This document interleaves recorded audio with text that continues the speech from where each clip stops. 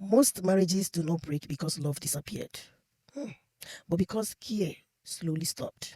Over the years, I've seen that neglect does more damages than arguments. Mm.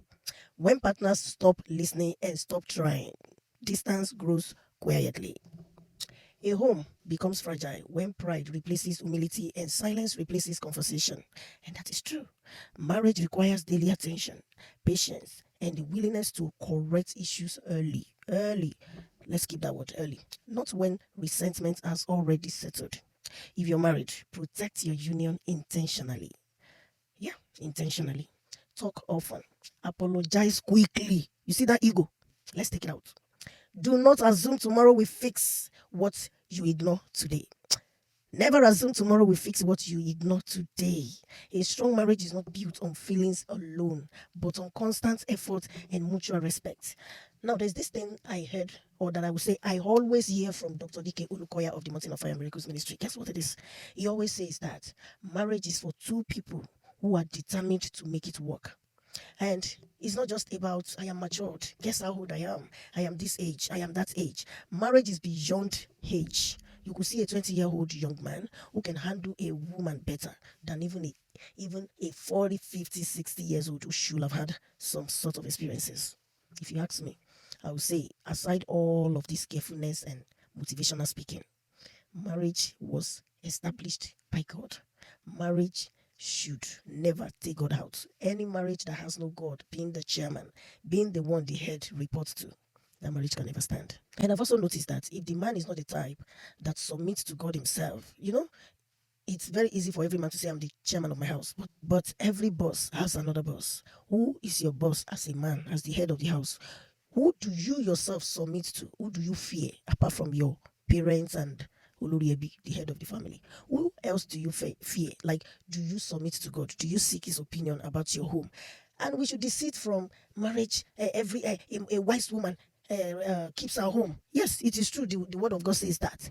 But one thing I've noticed is many people they've misinterpreted the Bible. A wise woman keeps her home.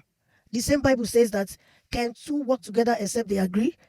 It is called marriage. Marriage is between two people, not just woman. A woman alone cannot fix the marriage. It takes both. Both of us must work it out. Both of us must fix it. Both of us must strive to keep the home. My prayer has always been that marriages shall work, no matter what the devil tries. Because I believe if the home is settled, they produce better children, more happier children, more confident children, more brave children, intelligent children, right? And that will affect the nation. It will start affecting the community, from community into the whole nation. Because if the marriage, let's say for example in this America, if homes are working, marriages are working, a lot of children are product of broken homes, including myself. If marriages are working, homes will be more settled. There will be less confusion. There will be more morals.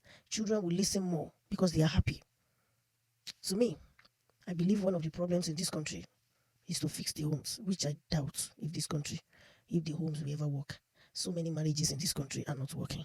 And the reason is because many of the women don't believe they should respect the men. They don't believe they should submit to somebody. They believe you aren't paying my bills. And the ones that are paying bills, even the ones that are paying bills, they don't respect them. So they kind of, just like in my own country, men are above women. Like men are oppressing and suppressing women. While in this country, women are the ones in charge. It is more of the word is on the women's side. But one thing about marriage is that hierarchy of leadership cannot be thrown out. If you There are two marriages, I believe. It's either you're having the worldly marriage or you have the marriage by the word of God. It is in two ways. So if you have a worldly marriage, yes, that's your case is different from the case I am talking about right now. So if you're the type that believes in polygamy and all of that, those are worldly marriage. Those are not what the Bible teaches. Even though you guys see it, you see your role model as a King Solomon and King David. You aren't a king. You're not even as wise as King Solomon. You are not even as privileged, or let me say as close to God as they were. All these people you people are copying or that you want to repeat their mistakes, they were fervent, they were great men. You have never fought a battle like King David did. You were not in those days. Jesus Christ was not around then. A lot of things have been said in the book of New Testament that so many people have ignored because they don't want to visit it. They don't want to visit it because they want to repeat the mistakes of their ancestors. You think if our forefathers had the opportunity to sit down today and talk about their marriages, you think they would choose to marry more than one wife? No, they will not. They will choose to love and respect their wives. Do you know how the women were being treated in those days? Do you know? Do you pray that your daughters will be treated the way your father treated your mother? Or let me say the way your ancestors treated your foremothers. Do you pray that your daughters will go through all the pains? Don't let me even start telling you the story my mother told me about herself. In those days, one of the stories my late mother told me was that their father, who happens to be my grandmother, was having 13 wives, right? Though not all the wives gave birth, the only ones that were sustained in the house were 5 that were able to mother children. A lot of them did not even, they couldn't bear children. So the ones he later settled on were the 5 branches that gave birth to numerous children that we cannot count today.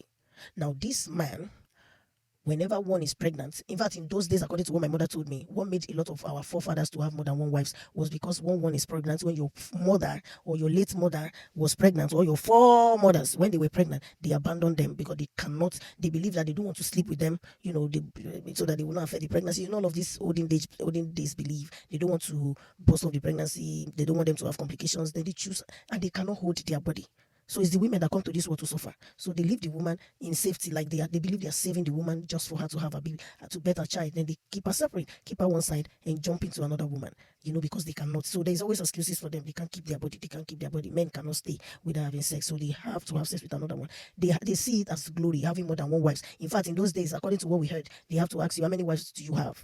So they believe their leadership power, their power is in having women. The more wives you have, the more outspoken you will be in the midst of your peers. Anyway, this is where I'm going to stop. I don't know, you can come and batch me as you like, but this is the fact. Stop living in those days. This is now. God bless you. I'll see you all in my next video. Bye for now.